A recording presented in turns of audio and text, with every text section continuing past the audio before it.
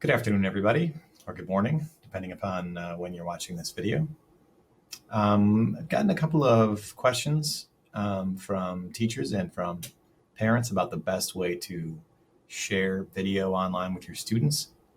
Many of you already know these tips and tricks, so please feel free to completely ignore this video if that is you. So here's what I'm going to recommend.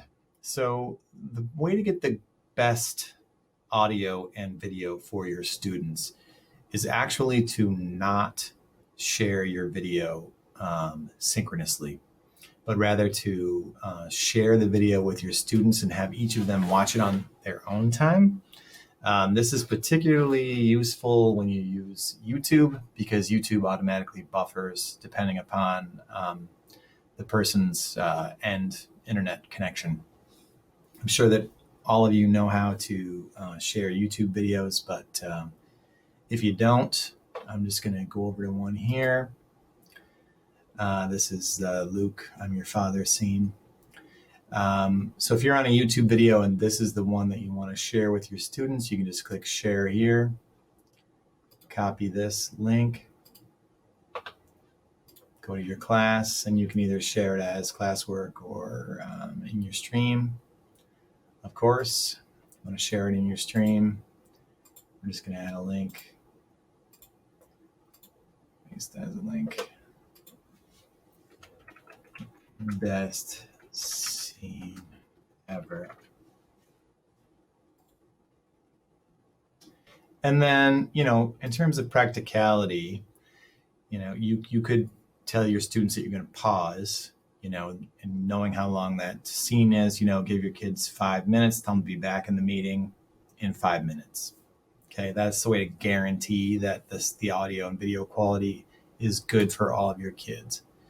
The second best method, if you want to do it all together, is to click present now, and then you're going to click this one at the bottom, which says a tab, best for video and animation. You're going to select the tab that contains your video. This would be either if you're using YouTube or something that you've got shared in your Google Drive. It's automatically going to go there, right? And then this is important too. So you want to make sure that you're going to mute your microphone here. The reason that you mute your microphone here is because the sound will be coming out of the speakers for your kids that are in person, and that's going to create a feedback loop for the kids that are at home, and it will be virtually unwatchable for them.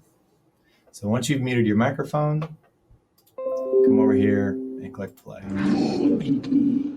It is useless to resist. Don't let yourself be destroyed as Obi-Wan did. You get the idea.